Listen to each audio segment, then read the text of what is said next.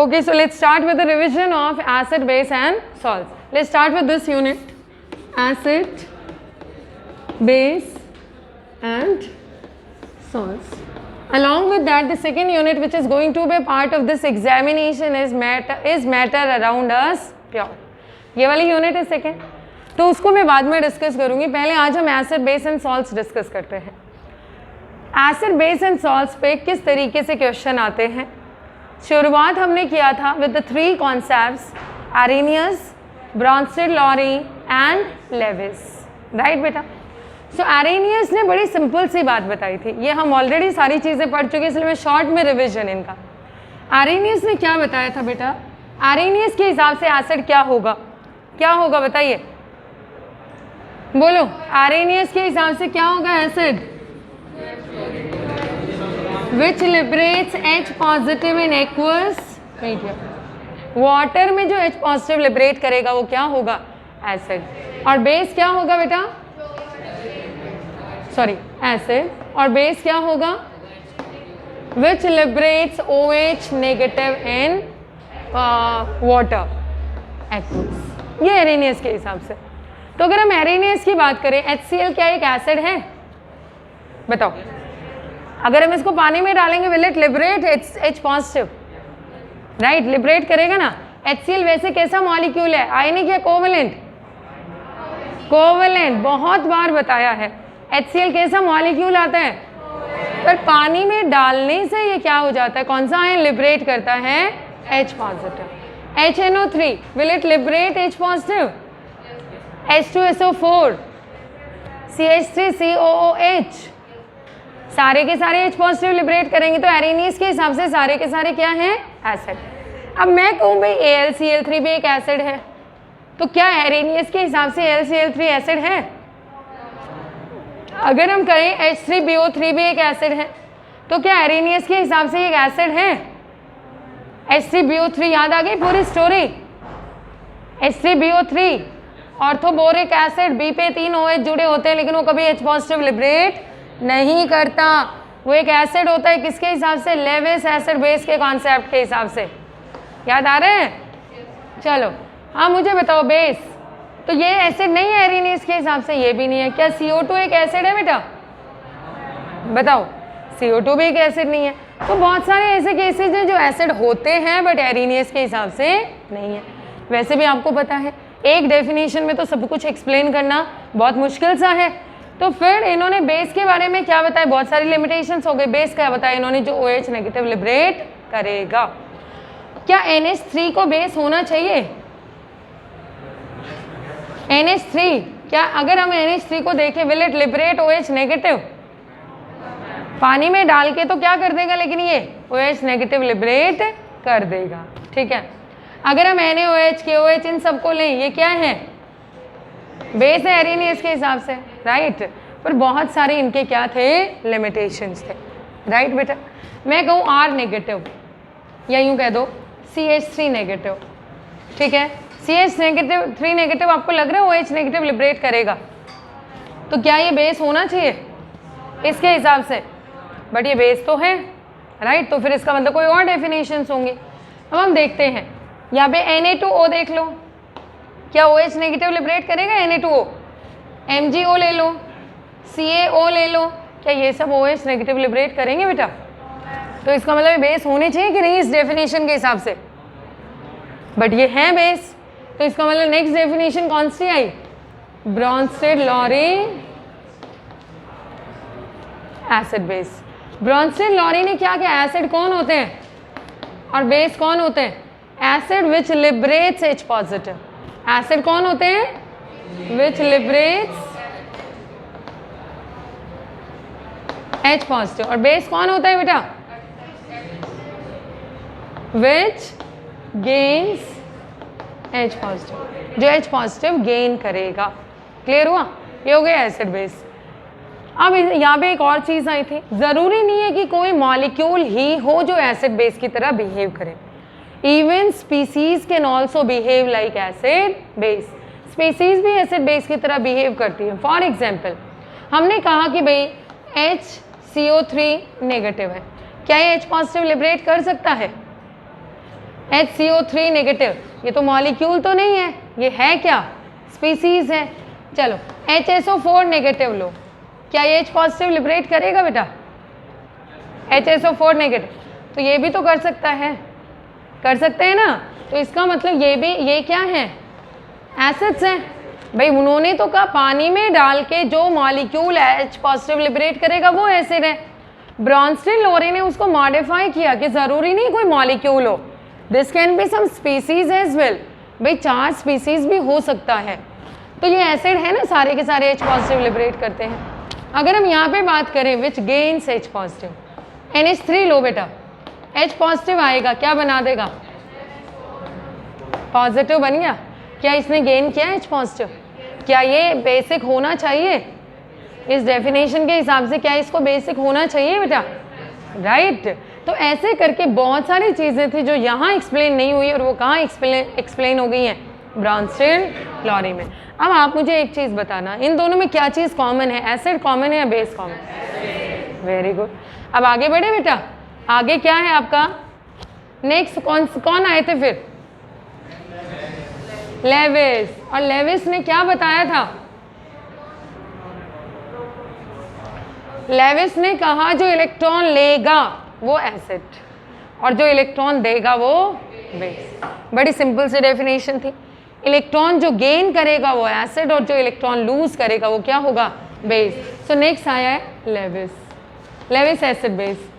तो electron acceptor, acid क्या होते हैं? Electron acceptor. और बेस क्या होते हैं? Electron donor. राइट बेटा। इलेक्ट्रॉन एक्सेप्टर का मतलब क्या हुआ? वो खुद इलेक्ट्रॉन नीडी होगा या इलेक्ट्रॉन रिच होगा? राइट। तो इसका मतलब वो खुद इलेक्ट्रॉन नीडी होगा तो इलेक्ट्रॉन गेन कर लेगा। और ये क्या होगा? Electron rich. हम कह सकते हैं ये इलेक्ट्रॉन डेफिशिएंट होगा एंड दिस इज इलेक्ट्रॉन। अब मैं कहूँ Cl पॉजिटिव, बताओ किस कैटेगरी में रखोगे? इलेक्ट्रॉन लेगा या इलेक्ट्रॉन देगा? एसिड वाली कैटेगरी में आ जाएगा बेटा। हमने लिखा AlCl3। AlCl3 का स्ट्रक्चर पता है सबको? Al और Al से कितने Cl जुड़े हैं? ऐसा शेप होता है बेटा। This is Al, this is 1 Cl, this is 2nd Cl and this is 3rd। This is a planar molecule having hybridization sp2। Right. तो यहाँ पे AlCl3 में देखें तो क्या एल्यूमिनियम के आसपास 8 इलेक्ट्रॉन हैं? बताओ मुझे। एक बॉन्ड अगर बनता है तो कितने इलेक्ट्रॉन्स को इन्वॉल्व करके बनता है? मोस्टली 2 इलेक्ट्रॉन्स को। तो 2 इलेक्ट्रॉन यहाँ, 2 यहाँ, 2 यहाँ, टोटल कितने हो गए? क्या इसके पास कोई लोन पेयर है? एल्यूमिनियम के पास है यहाँ पे लोन पेयर? नहीं है ना। कैसे चेक करोगे अगर कभी कंफ्यूजन भी हो जाए तो? एल्यूमिनियम के आउटरमोस्ट शेल का इलेक्ट्रॉनिक कॉन्फ़िगरेशन बताइए बेटा। 3s2 3p1 outermost shell. Bonding में आउटरमोस्ट पार्टिसिपेट करता है अंदर वाला, सब बाहर वाले। तो एल्यूमिनियम का इलेक्ट्रॉनिक कॉन्फ़िगरेशन आउटरमोस्ट शेल का 3s2 3p1। राइट। कितने इलेक्ट्रॉन्स हैं इसके पास? तो 3 ये खुद के लेगा और 3 किसके आएंगे बेटा? क्लोरीन के। तो 3 इसके, 3 उन्होंने मिलके कितने बॉन्ड बनाए बेटा? 3 बॉन्ड बना लिए। तो 3 बॉन्ड, क्या इसके पास और कोई बचा है इलेक्ट्रॉन लोन पेयर की फॉर्म में? तो टोटल इलेक्ट्रॉन 3 इसके अपने थे, 3 कौन लेके आ गए? 3 क्लोरीन। तो टोटल कितने हो गए? 6। और 6 इलेक्ट्रॉन, क्या इसका ऑक्टेट पूरा हुआ? लास्ट बेंच, क्या इसका ऑक्टेट पूरा हुआ एल्यूमिनियम का? बताओ। No, octet is not complete. Right बेटा। ऑक्टेट अगर कंप्लीट नहीं है तो मुझे बताइए क्या इलेक्ट्रॉन लेना चाह के लेके ऑक्टेट पूरा करना चाहेगा? बताइए बेटा। चाहेगा ना। तो क्या ये इलेक्ट्रॉन नीडी हुआ या इलेक्ट्रॉन डोनर हुआ? नीडी है तो एसिड या बेस? सबको क्लियर है? ऐसे हम चलते हैं BOH होल थ्राइस। आप इसको ऐसे भी लिख सकते हो, आप इसको H3BO3 भी बोरिक एसिड है, ऐसे लिखोगे। देखो ये बड़ा वो मिराज आपने देखा है, सुना है, पढ़ा होगा मिराज, पढ़ा है ना।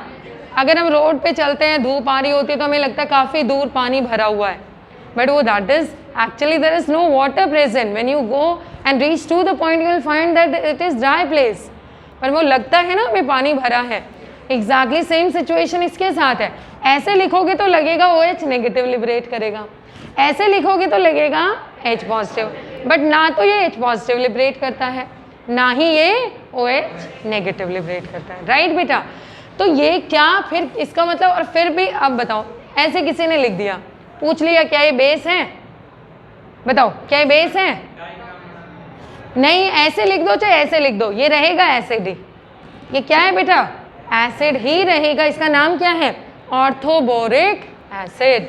ये एसिड है आपका. अब बात आती है एसिड क्यों है भाई? H पॉजिटिव तो लिबरेट नहीं कर रहा, फिर भी हम क्या कह रहे हैं, क्या है? एसिड. वाई? क्यों है भाई ऐसा? Very good, because this is electron deficient. BOH का BOH होल थ्राइस का स्ट्रक्चर लिखेंगे, क्या बनेगा बेटा? OH, OH and OH. अब बोरोन के आसपास बता दो कितने इलेक्ट्रॉन्स हैं बोरोन के सराउंडिंग्स में. इसमें इस केस में बोरोन के आसपास कितने इलेक्ट्रॉन्स हैं? 6 हैं. और 6 कम से ऑक्टेट पूरा होगा या नहीं होगा? तो नहीं होगा तो इलेक्ट्रॉन चाहिए कि नहीं चाहिए? और चाहिए का मतलब एसिड या बेस? क्लियर है सबको? तो ध्यान रखना बेटा, चाहे ऐसे लिख दें आपको घुमाने के लिए, चाहे ऐसे लिख दें, चाहे कैसे भी लिख दें, ये एसिड है या बेस है? एसिड है. और एसिड क्यों है? कौन से कॉन्सेप्ट के बेसिस पे एक्सप्लेन कर सकते हैं? Lewis acid base. Electron needy species है. और एन फैक्टर इसका कितना होता है? 1. जब कोई भी H पॉजिटिव लिबरेट ना कर सके बट स्टिल एसिड है, तो इसका मतलब उसका एन फैक्टर कितना है बेटा? 1. फाइन, आगे बढ़े. तीनों अब इलेक्ट्रॉन रिच का एग्जाम्पल और ले लो.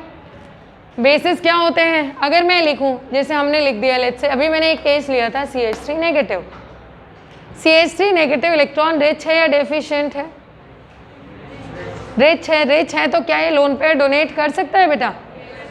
और डोनेट करेगा तो इसका मतलब क्या हुआ? ये एसिड या बेस? बेस. हमने लिखा ROH, ऑक्सीजन पे लोन पेयर है, so can it donate H positive, gain H positive? क्या ये इलेक्ट्रॉन डोनेट करेगा? करेगा. मान लो इधर से आया H पॉजिटिव, क्या ये अपना इलेक्ट्रॉन पेयर H पॉजिटिव को दे देगा और क्या बना देगा बेटा? ROH2 positive. राइट? सबको क्लियर है? It is acting like an acid और अ बेस. बेस. ऑल्दो ये एक एसिड की तरह भी बिहेव कर सकता है. ऐसे सेम H2O का केस है. H2O में भी ऑक्सीजन पे क्या प्रेजेंट है? Lone pair of electrons. सबको क्लियर हो गया? आगे बढ़े. अब देखो ये हमने पढ़ लिया. अब मैं क्वेश्चन पूछती हूँ आपसे. सपोज आपसे कोई पूछेगा अरेंज द फॉलोइंग. एक तो कुछ ट्रेंड्स आपको याद रखने एसिड बेस के. आज वाले पेपर में कितने मार्क्स आ जाएंगे? कल वाले में 13. Is there anybody will be scoring 13 out of 13? 12 out of 13. Very good, बहुत बढ़िया, बहुत बढ़िया, बहुत अच्छा कर रहे हैं बेटा, बहुत अच्छा. 12 स्कोर कर रहे हो इस पेपर में, मीन्स वेरी गुड, बहुत बढ़िया. चलिए आप मुझे बताना, आपसे सिंपली कुछ एसिड्स का ऑर्डर पूछा जा सकता है. एसिड्स का ऑर्डर कैसे पूछा जाएगा? जैसे आपसे पूछा गया, सपोज की मैच कर ली थी ना आप लोगों ने बेटा? की मैच कर ली थी ना सबने? की. ओके. देखो एक hydrochloric, hydrobromic, hydrofluoric, hydroiodic acid है. HCl, HBr, HF और HI. राइट बेटा? बताओ, आपसे पूछ लिया जाए इनको इनके डिक्रीजिंग या increasing order of acidic strength में अरेंज करो. बोलो जल्दी बताओ. एसिड का मतलब क्या है? वो क्या लिबरेट करेगा? H positive. H पॉजिटिव अगर वो जाएगा तो इसका मतलब क्या है? दो चीज़ें हैं. या तो जिससे जुड़ा है वो इलेक्ट्रॉन खींचे अच्छे से, या उन दोनों के बीच का गैप अच्छा हो. भाई ये बॉन्ड तो टूटना पड़ेगा ना. अगर हम देखें सारे के सारे कोवलेंट मॉलिक्यूल्स हैं, ठीक है? तो अगर हम देखें यहाँ पे क्या है, अगर H पॉजिटिव इसमें से जाएगा इसका मतलब ये बॉन्ड टूटेगा बेटा. H पॉजिटिव गया, साथ में क्या लिबरेट हो गया? Cl negative. मान लो हमने पानी में डाला तो होगा ये. इधर H positive, Br negative, H positive, F negative, H positive, I negative. ठीक है बेटा?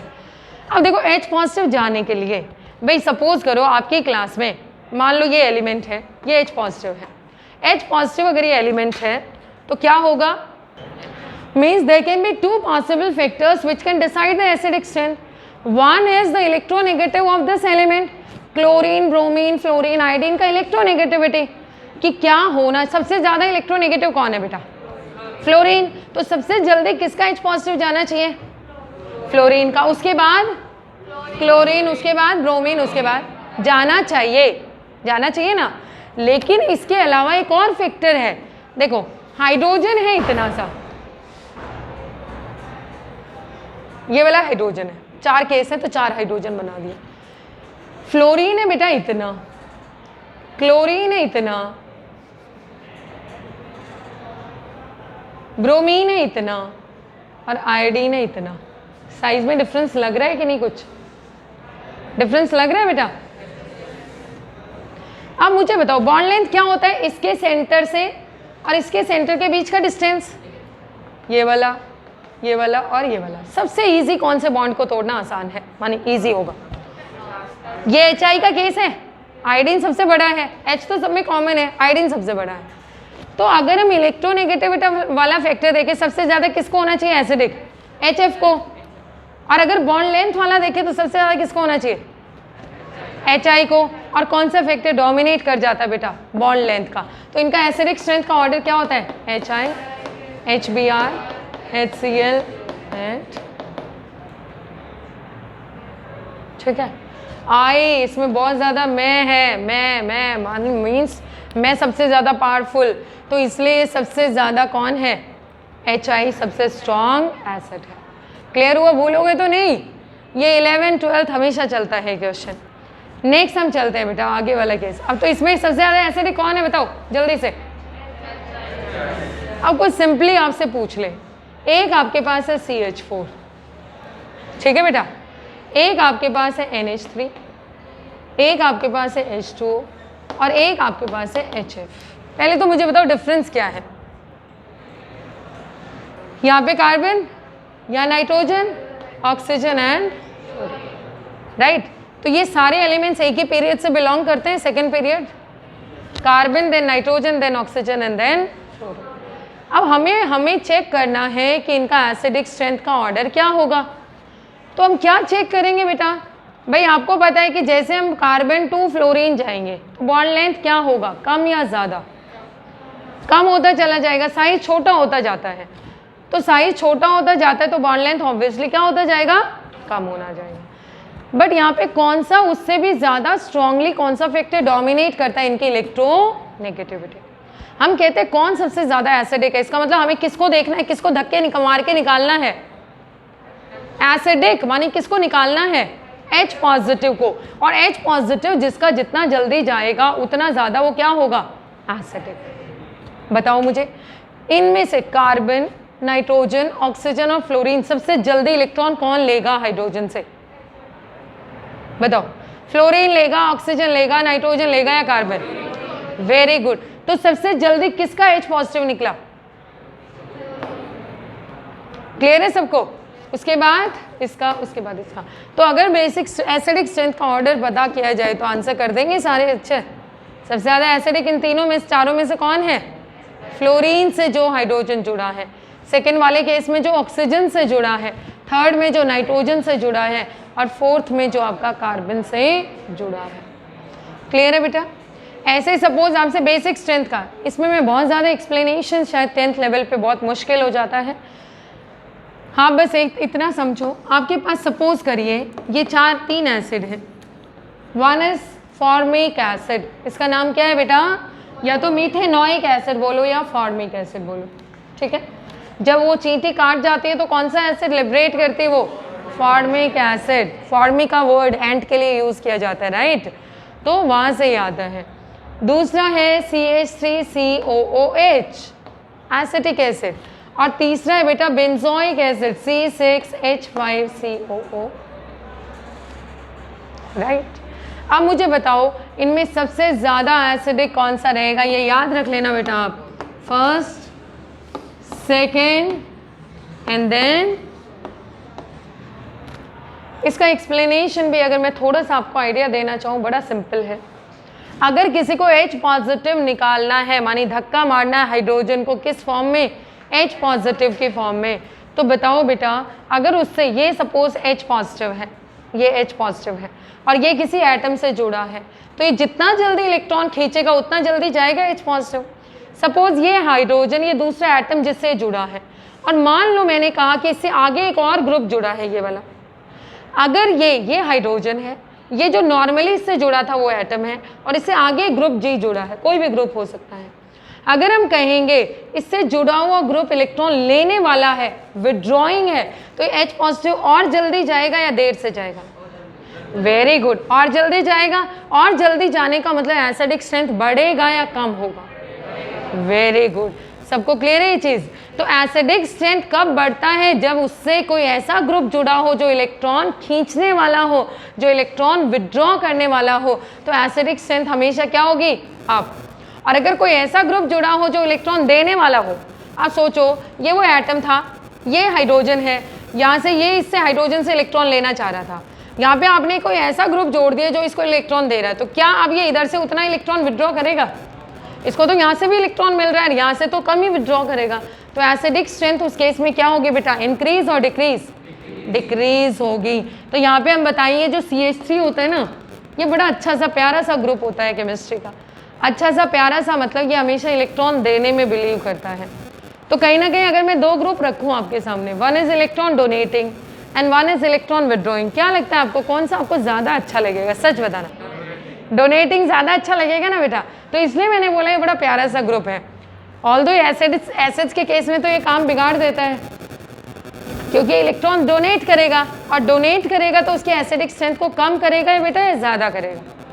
कम करेगा। तो यहाँ पे देखो ये COH ग्रुप तीनों में कॉमन है, यानी हम इस हाइड्रोजन की बात कर रहे हैं, इसको जाना है H पॉजिटिव के फॉर्म में। यहाँ पे तो हाइड्रोजन है, कोई इफेक्ट नहीं है। यहाँ पे मिथाइल इलेक्ट्रॉन देगा, तो इन दोनों में ज़्यादा एसिडिक कौन हुआ? A या B? फर्स्ट या सेकेंड? ऐसे रख दिया सब, फर्स्ट ज़्यादा एसिडिक हो गया। क्लियर हो गया बेटा? फर्स्ट ज़्यादा एसिडिक है किससे? सेकेंड से। अब बात आई यहाँ पे इस रिंग की, मानी C6H5, इसको फिनाइल ग्रुप बोलते हैं हम लोग। C6H6 बेंजीन होता है ना, ये क्या बच जाता है बेटा? फिनाइल। अगर फिनाइल की हम बात करते हैं तो क्या होगा? इसका थोड़ा सा विड्रॉइंग इफेक्ट होता है। थोड़ा सा कैसा इफेक्ट होता है इसका? विड्रॉइंग, लेकिन किसी हल्के फुल्के इफेक्ट से इलेक्ट्रॉन देता भी है। तो दोनों हो गए ना इसके, विड्रॉ भी कर रहा है और साथ में क्या कर रहा है? इलेक्ट्रॉन दे भी रहा है। तो सबसे सारे इफेक्ट्स को कंबाइन करें, सबसे ज़्यादा एसिडिक ये छोटा वाला हो गया। ये ऑर्डर अगर पूछा जाए सबसे ज़्यादा एसिडिक कौन हो गया बेटा? ये वाल। उसके बाद कौन सा होगा इन दोनों में से? इसका तो देखो इलेक्ट्रॉन देने का इफेक्ट है, ये देता भी और इलेक्ट्रॉन थोड़ा लेता भी है। तो इन दोनों में कौन ज़्यादा एसिडिक हुआ? थर्ड। Very good. तो सबसे एसिडिक हुआ फर्स्ट, उसके बाद थर्ड, उसके बाद। क्लियर है बेटा? चलो यहीं पे लगते हैं। तो मुझे एक चीज़ और बता दो, लेट्स से आपके पास ये तीन एसिड है बेटा, one is CH3COOH, one is CH2Cl COOH, one is CH3ClClCOOH and one is CCl3। अब मुझे बता दो बेटा सबसे ज़्यादा एसिडिक कौन होगा? क्या लगता है आपको? कैसे चेक करोगे? अगर सपोज आपको पहचानना पड़े कि विड्रॉ करने वाला है डोनेट करने वाला है, आप यूं देखोगे इनमें क्या चीज़ कॉमन है सब में? ये कार्बन और ये वाला पार्ट सब में कॉमन है, कार्बन तक। सिर्फ ये हाइड्रोजन की जगह क्या है? क्लोरीन आया है। अगर कार्बन से हाइड्रोजन जुड़ता है तो क्या वो इलेक्ट्रॉन लेगा कभी कार्बन से? कार्बन और हाइड्रोजन में कौन ज़्यादा इलेक्ट्रोनेगेटिव है? तो कभी इलेक्ट्रॉन नहीं ले सकता ना हाइड्रोजन, नहीं ले सकता ना। अगर हम यहाँ चेक करें इस केस में, कार्बन से कौन जुड़ गया बेटा? Cl। कार्बन और क्लोरीन में कौन ज़्यादा इलेक्ट्रोनेगेटिव है? तो क्या क्लोरीन कार्बन से इलेक्ट्रॉन ले सकता है?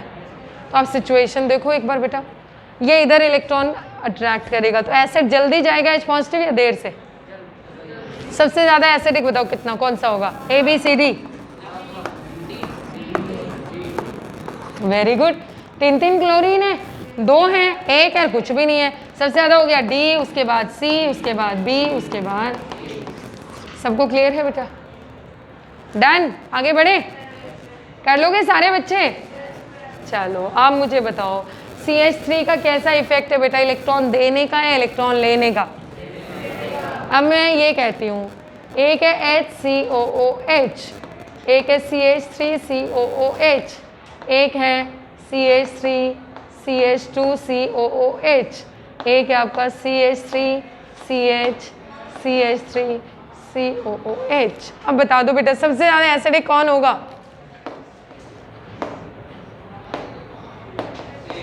Very good. उसके बाद very good,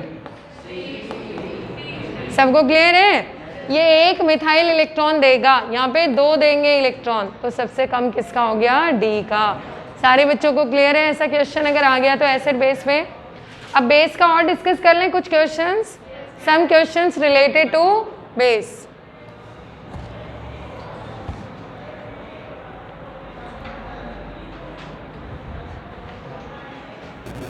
so now let's start with the basis. हम बेसिस की बात करते हैं बेटा कि बेस में कैसे होगा, राइट?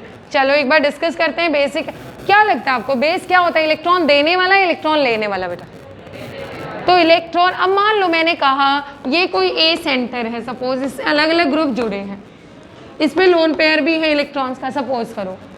अब मान लो बेटा जो इसके ये इलेक्ट्रॉन जितना ज़्यादा होगा उतना ही आगे सप्लाई देगा या उतना कम देगा? बताओ मुझे।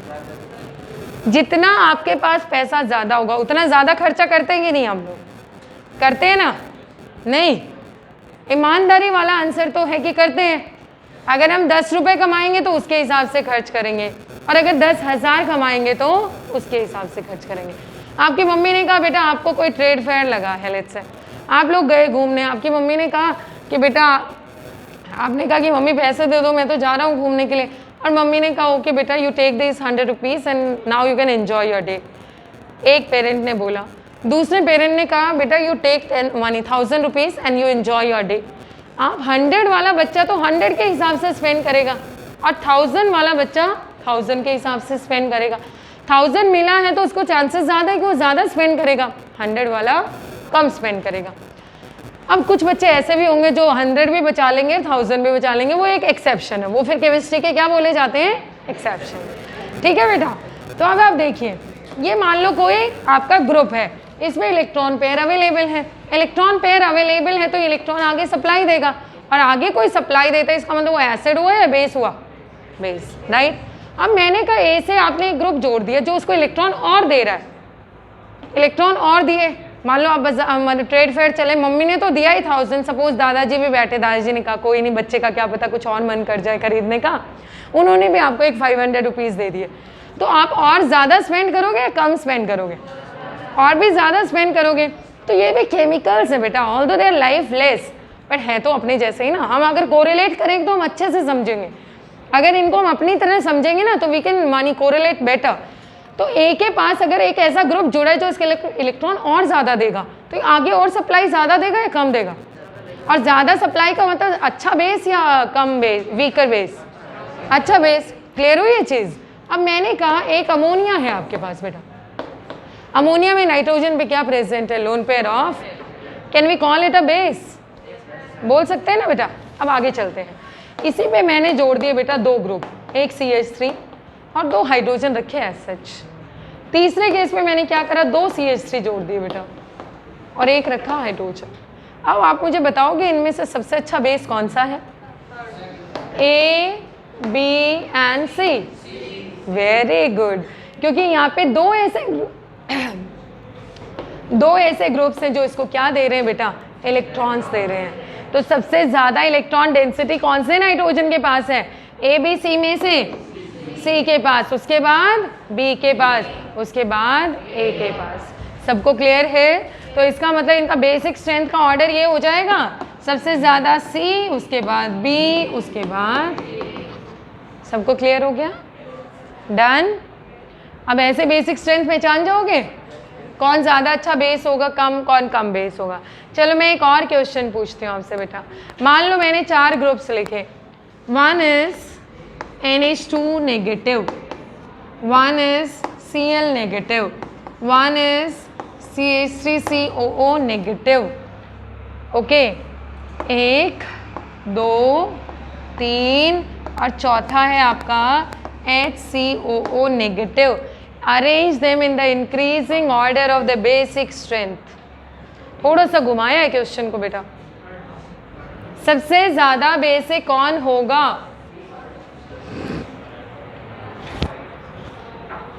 बताओ बेटा, चेक करें एक बार। जब भी ऐसा बेस दिया हो बेटा, क्या आपने कभी NH2 नेगेटिव बहुत ज़्यादा काम किया है इसके साथ या नहीं? ईमानदारी से बताते जाना। NH2 नेगेटिव से क्या आपने बहुत ज़्यादा काम किया है बेटा? क्या Cl नेगेटिव से बहुत ज़्यादा काम किया है आपने? Cl नेगेटिव फिर भी फेमिलियर लग रहा है हमें, है ना? बट अगर मैं इन सब में H पॉजिटिव जोड़ दूँ, अगर ये सारे बेस हैं तो बेस का काम क्या होता है बेटा? अगर आपसे इस तरीके के बेस का बेसिक स्ट्रेंथ पूछा जाए जिन पे नेगेटिव चार्ज हो, तो आपको क्या करना चाहिए? कभी भी नेगेटिव चार्ज वाली स्पीसीज आए तो आप उन सब में वो बेस का काम करेंगे। इसका मतलब वो किसको गेन करेंगे? H पॉजिटिव को। तो सब में H पॉजिटिव जोड़ दो बेटा। और H पॉजिटिव जब बेस में जोड़ते हैं तो उसका कॉन्जुगेट एसिड बनता है according to Bronsted acid Bronsted Lowry acid base concept. बताओ क्या बनेगा बेटा यहाँ से? Very good, HCl, very good.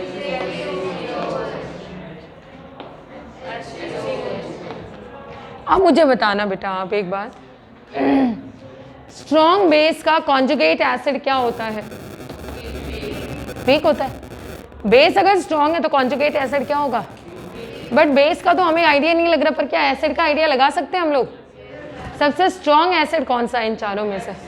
Very good, number 1 इसको दिया। तो कॉन्जुगेट बेस इसका क्या होगा सबसे? तो सबसे ज्यादा वीक में किसको डाल देंगे बेटा? Cl। दूसरे नंबर पे कौन सा एसिड है? NH3 एक एसिड की तरह बिहेव करेगा इन सबके सामने, बेस की तरह। तो सबसे वीक एसिड होना चाहिए ना। बेस कोई चीज है, इसका मतलब वो वीक एसिड है, राइट? अब इन दोनों में बताओ कौन ज्यादा स्ट्रॉन्ग एसिड है? दूसरा नंबर, तीसरा, और अब बेस का नंबर बता दोगे बेटा? सबसे कम हुआ Cl नेगेटिव, उसके बाद दूसरे वाला, उसके बाद CH3CO नेगेटिव, और उसके बाद सबको क्लियर है? फाइन, पक्का से क्लियर हो गया बेटा? चलो एक और पूछ लूँ क्वेश्चन।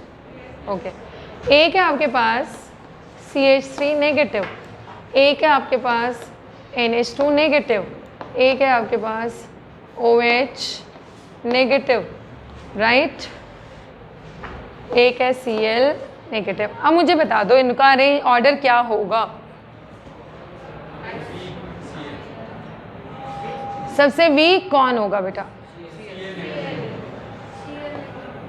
इनके एसिड लिखे पहले, HCl,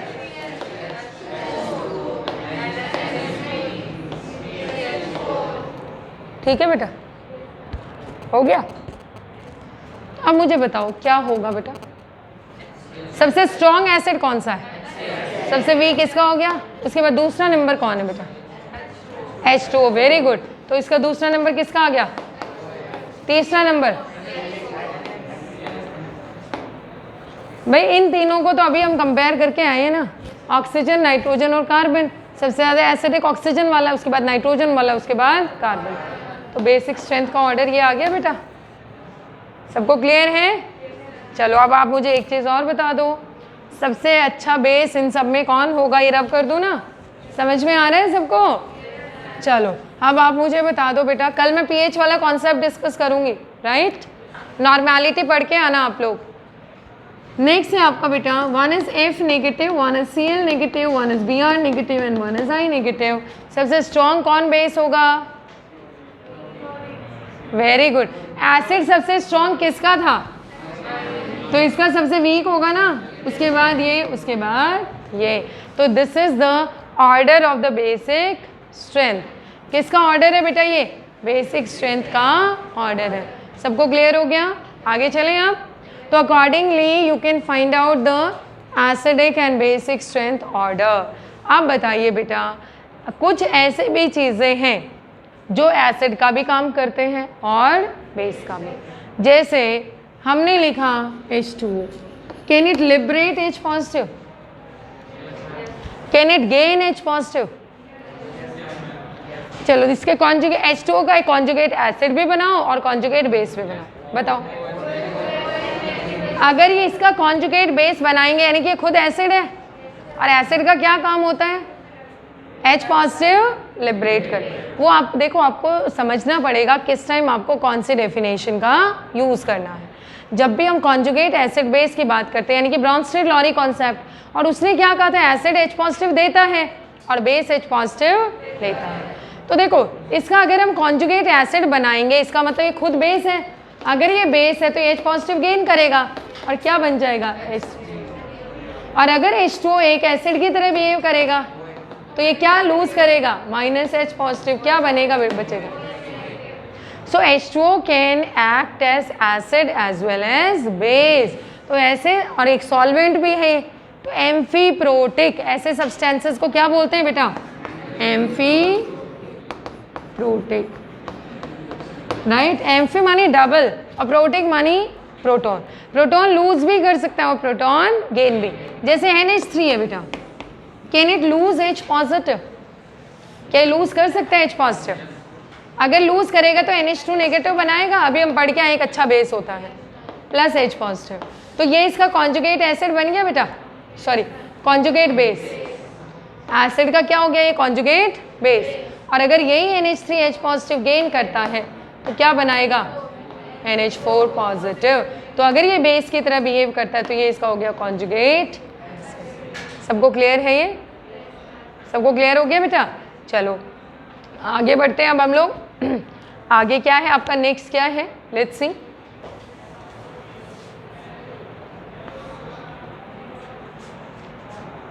हाँ एम्फीप्रोटिक हो गया। अब आप मुझे बताइए, क्वेश्चन आपका which of the following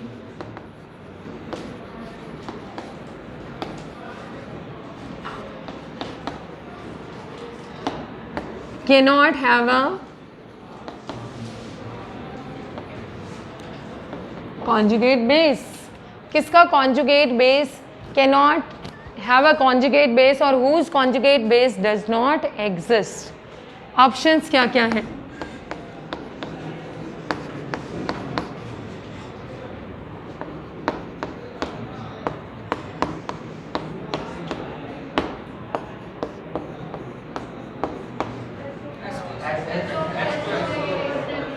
very good, your answer should be H2SO4। आपको पता है H पॉजिटिव गेन नहीं कर पाएगा, राइट। यहाँ पे अगर HCl होता तो भी करेक्ट होता। HCl also can not gain H positive, नहीं गेन कर पाएगा। क्लियर है बेटा सबको?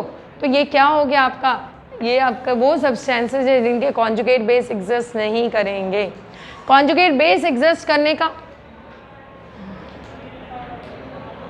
No it's a wrong answer, it should not be H2SO4। बताइए क्या आंसर होगा?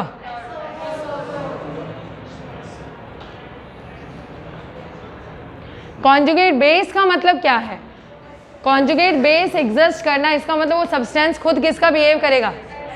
क्या ये H पॉजिटिव लिबरेट कर सकता है?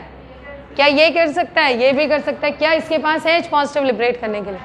तो इसका कॉन्जुगेट बेस नहीं है। HCl वाला भी ऑप्शन गलत है। तो ये आपका कॉन्जुगेट बेस मतलब इसका कॉन्जुगेट बेस एग्जिस्ट नहीं करेगा। ऐसे पहचान जाएंगे सारे बच्चे किसका कॉन्जुगेट बेस एग्जिस्ट करेगा, किसका कॉन्जुगेट बेस एग्जिस्ट नहीं करेगा।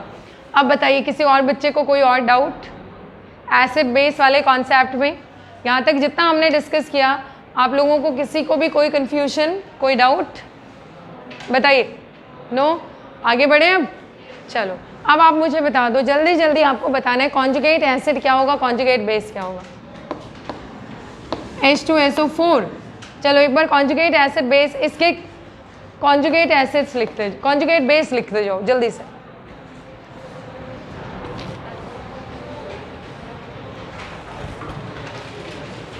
One is HSO4 negative and one is SO4 right बेटा। अब आप मुझे बता दो इनमें से H2SO4, HSO4 नेगेटिव और SO4 नेगेटिव में से ये इसका कॉन्जुगेट बेस और इसका कॉन्जुगेट बेस ये। कोई आपसे पूछ ले what is the conjugate base of H2SO4? H2SO4 का कॉन्जुगेट बेस क्या है? ऑप्शंस क्या क्या मिलेंगे आपको?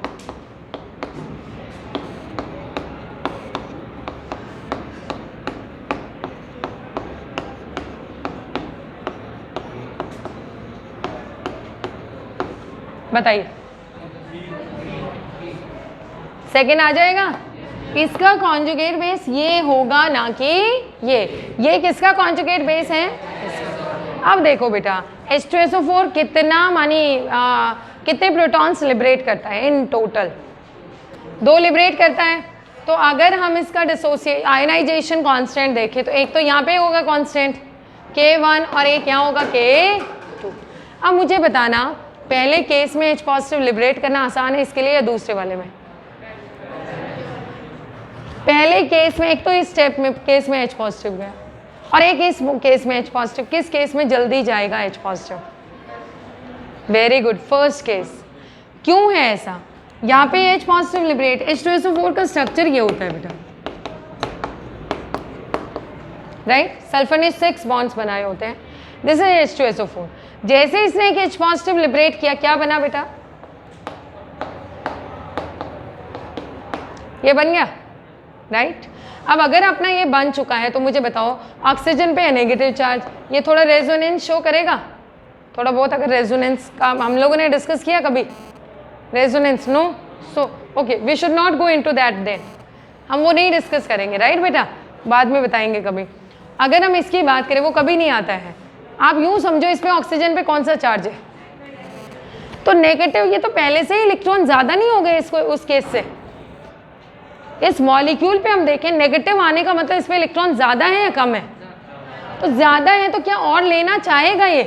भाई एक ये न्यूट्रल मॉलिक्यूल था, एक तो इसकी सिचुएशन देखो ये H पॉजिटिव लिबरेट करे उसका इलेक्ट्रॉन लेके, और एक इसकी सिचुएशन देखो H पॉजिटिव लिबरेट करे उसका इलेक्ट्रॉन लेके। तो कौन जल्दी लेना चाहेगा, A या B? कौन ज़्यादा इलेक्ट्रॉन नीडी है बताओ मुझे? A के पास कोई नेगेटिव चार्ज नहीं है, इसको जितना इलेक्ट्रॉन मिलेगा कहाँ से मिलेगा? हाइड्रोजन के इलेक्ट्रॉन से। तो इलेक्ट्रॉन ले रहा है, यहाँ पे ऑलरेडी क्या है? नेगेटिव चार्ज पहले ही है, तो क्या वो इलेक्ट्रॉन लेके और नेगेटिव बढ़ाना चाहेगा? बताओ। तो इसके कंपैरिजन में अगर हम देखें यहाँ से एक तो H पॉजिटिव लूज हो और एक यहाँ से, किस केस में लूज करना आसान है, फर्स्ट में या सेकेंड में? फर्स्ट में आसान है। तो इसलिए जो इनका आयनाइजेशन कांस्टेंट होता है ये K1 और K2, वहाँ पे कौन ज़्यादा? जितना स्ट्रॉन्ग एसिड उतना K ज़्यादा, जितना स्ट्रॉन्ग एसिड उतना K ज़्यादा। तो दोनों में से कौन ज़्यादा हुआ? K1 is greater than K2। सबको क्लियर हो गया बेटा? ये सबको क्लियर है? ये आगे बढ़े हम।